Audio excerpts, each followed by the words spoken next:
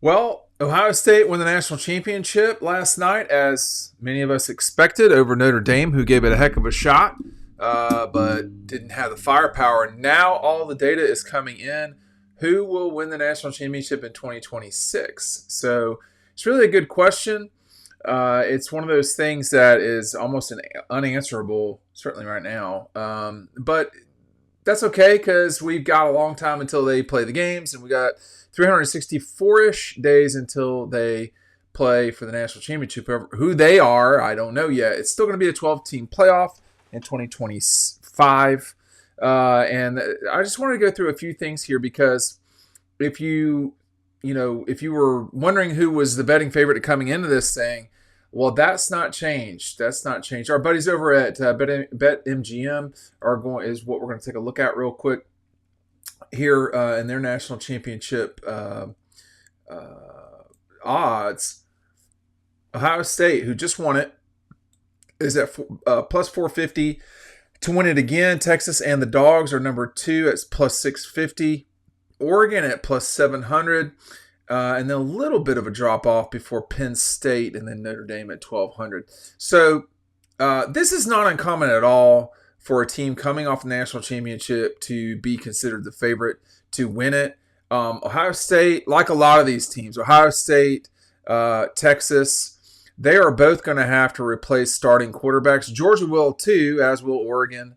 The difference with Georgia, of course, is that Gunnar Stockton started in the Sugar Bowl, whereas Will Howard, all those guys, they're all there's going to be a lot of change at Ohio State, I would say, on the offensive side of the ball, but they still could be very, very good. We don't know what's going on with Junkins yet. To be clear, just for the record, guys at Notre Dame and Ohio State have a little bit longer to declare according to the NFL rules, just a little bit longer. So we'll just see what happens with Junkins. My suspicion is that he'll turn pro, but we'll just see.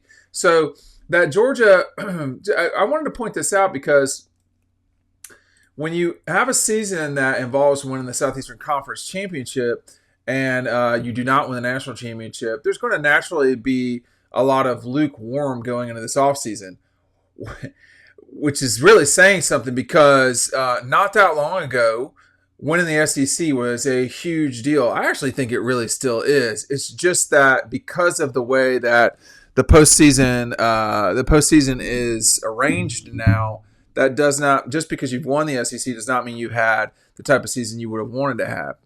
I know that sounds bizarre, but anything other than a national championship now is going to be at least mildly disappointing for Georgia, Texas, Ohio State, Alabama, teams like that. Oregon has not experienced a national championship in my lifetime. Penn State has, but that was, in the late 80s. It's been 30 years. Same thing with Notre Dame. So, they are desperate in a way that sort of Georgia and Ohio State and others are not. And I think when you look at, there's also reality here, which is that some programs are positioned to win consistently. Georgia, Ohio State. I would have said Alabama. I'm not so sure I can say that in the near future. I would say Penn State now is positioned to win consistently. I would say Texas is positioned to win consistently. What Penn State has not done this century, what Notre Dame has not done this century, is win it. That's all. And as a person who has been around the block for a while, there's a huge difference between winning it and not winning it. I'll just tell you, it's night and day. Georgia's loss in the 2012 SEC championship game was basically a loss for the national championship. Lost it to Alabama. It's very painful for those guys, Aaron Murray, Ben Jones, etc., Jarvis. I said Ben Jones. I meant David Andrews. So David, Christian Robinson, Jarvis Jones, Ogletree, Bakari Rambo. That group was a very good group of men, okay? And they lost the national championship that night in Atlanta. It wasn't for the national championship, but they would have done at Notre Dame what Alabama did. Fast forward a few years later, 5 years specifically. Georgia and Alabama, different building, same result. Last play of the game, Alabama wins it in dramatic fashion. Those times were difficult times at Georgia. One was under Mark Richt, one was under Kirby. And, I think you can leave stadiums thinking this is never going to happen for these guys. For me, it never looks like it's easy for Georgia. I'll say that right now. And I think increasingly in college football, it doesn't look like it's easy for anybody, because this is no longer a situation where, it doesn't matter if you lose to Northern Illinois. You can still play for the national championship. It doesn't matter if you lose to, Michigan at home on the final week of the year to get knocked out of the Big Ten championship game. That doesn't matter anymore. It doesn't matter if you lose in the Big Ten championship game. It doesn't matter if you lose in the SEC championship game. It only matters how you play middle December and on. You got to qualify for middle December and on, but it only matters how you play at that time. Because as good as Ohio State was this year, and they were the best team in the country, they had the best talent, they had the best roster, they played, generally speaking, better than most teams most of the year. I mean, when you take a look at Georgia was up and down a lot. Way more difficult games for Georgia than they were used to. You look at Texas.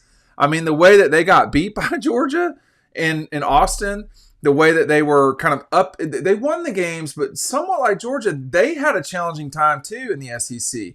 Ole Miss, I don't need to talk about. They never seem to win it when they need to. Alabama, there might not have been a more up and down team at the top of the world of college football, top being a broad term, than Alabama.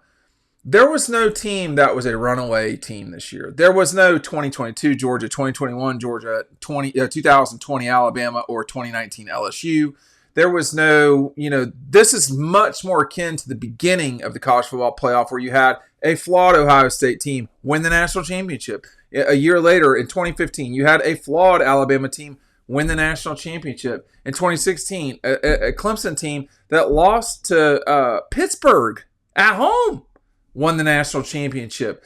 Only for a brief period of time, well, half a decade, not that brief, you had 18 Clemson, 15-0. You had 19 LSU, 15-0 with a bullet. 20 Alabama, I think they were 12-0. I think they were 12-0 or 13-0, excuse me, whatever they were, undefeated, and they were killing everybody. You look at Georgia in 21, one loss. There was no team that Georgia played in 21 that they did not defeat. 14-1, national champions, probably the best defense of all time. Alabama in 20, LSU in 19. Someone can fight about who had the best offense of all time between those two, because they were both exceptional. And then you look at 22 Georgia, which may be the best combination of unbelievable offense and really good defense. And in that 5-year stretch, very rarely did any of those teams get pressed like that. They escaped with wins. I mean, Georgia in 21 beat Clemson 10-3. And then they didn't get challenged again until they lost to Alabama. And then 2 games after that, they beat them by double digits. The 22 Georgia team, they narrowly won at Missouri, and then they narrowly beat Ohio State. Everybody else, they blew out.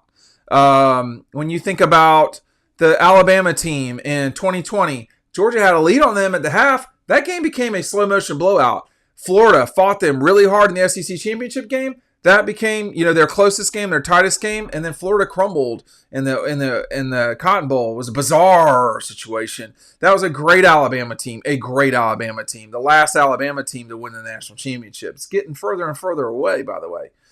You look at that 19 LSU team. Alabama pushed them a little bit. Texas pushed them a little bit. But by and large, I mean, what they did to Oklahoma, then what they did to Clemson after that, I mean, that was... Clemson had not lost in 20-something games, and they just throttled them. The year before that, Clemson struggled a little bit. Let me make sure I refresh my memory here on that 2018 Clemson team. Those teams were all like, you can make the argument they were the best teams in college football history.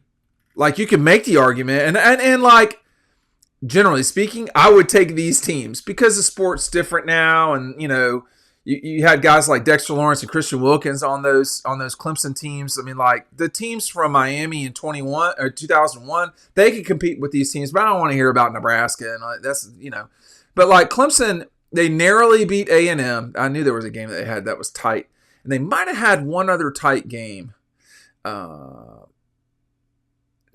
No, they really didn't. No, it was Syracuse. That's right. Excuse me. They had that 4th down or 3rd down play. So they had 2 games that were relatively tight or tight. They won by 3 and they won by 2. One on the road, one at Clemson. The rest of their games, complete blowouts. Complete blowouts. But every single season, like those teams, that Alabama team in 20, like, they just were not tested. We're not in that world anymore. That's not where we were at. I mean, you look at that Bama team in 20, they were exceptional, man. And they just rolled through everybody. Their closest game was the Florida game, which they won by 6. Their Georgia game was relatively competitive, honestly, and they won it by 17. But they killed Ohio State 52-24. They crushed Notre Dame. They only beat them by 17. It was the same basic thing that they did to Georgia. So those teams, that 5-year stretch that we got so used to, of which Georgia was 2 of those teams. Georgia was 2 of the 5 that were just astronomically good teams. That part of college football seems like it's gone now, y'all. So getting back to the point here with BetMGM, I don't know that it's going to be harder and harder to know for sure who, like, I think the group, well, you can't see it on the screen. That's me doing a bad job there. All right, here we go. I think this group here, one of these 4 is likely to win the national championship. That's my guess, is Ohio State, Texas, Georgia, and Oregon. They are probably the best 4 teams. It is not out of the realm of possibility that these next 5 win it, okay? Penn State, Notre Dame, Alabama, Tennessee, and Clemson. But I am skeptical. Like Tennessee, Clemson, LSU, they are all at the same mark at plus 2,000. So, my guess is it's going to be one of these 4, just like it was one of these 4 coming into the season. I mean, one of the 4 coming in this, the one that disappointed was Alabama, but it was Georgia, Ohio State, Texas, and Alabama. That was the 4 coming into this season. Now we have Oregon basically replacing Alabama. Now, I think it's curious. I'm going to monitor this. This is BetMGM. Some other folks have different. I mean, Georgia's ahead of Texas as the 2 in some of these. I don't know. I mean, I know this. I know, and I'll talk about this in other videos coming up soon. I know this. The situation going into 25 is very different for Georgia than 24. You do not have the same challenge in terms of schedule. You're not playing Clemson. Your road game against Georgia Tech, that's a home game at the Dome, okay? Georgia will be, 70 to 80% of that crowd at Mercedes-Benz. They still have to play their traditional rivals, Auburn, Florida. So that will be challenging. Going to Auburn, that will be hard. People don't, I don't know how to explain it, but it's a very challenging place to play. One of the most difficult in the SEC. And then you go to Neyland. Okay, so I don't think I need to explain Neyland Stadium, but whatever. And then, they're not playing Clemson to open the season. They're not going to Tuscaloosa. They're not going to Austin. They're not playing at Ole Miss. In addition, Mississippi, they're not going to be the same team as they were a season ago. Alabama, they're probably not going to be the same team they were a season ago. So in Tennessee, I have to say, I don't know that Tennessee will get into the playoff this coming year. I don't know. But I would suspect that those 4 there, they will almost certainly get there. Who will win the leagues? That's harder for me to know. I don't know. But that's a one game, one off. That's harder to know. But it is curious to already see these numbers out, and honestly, not much has changed. The top teams are still the top teams. That's not, I don't think, going to change. What may change is that the top teams don't just run away with it every single season. It feels like for all of the pom-pom swaying about the Big Ten, I think we probably have just entered a period of time that everybody has a shot. That's what it seems like to me. Thanks for watching.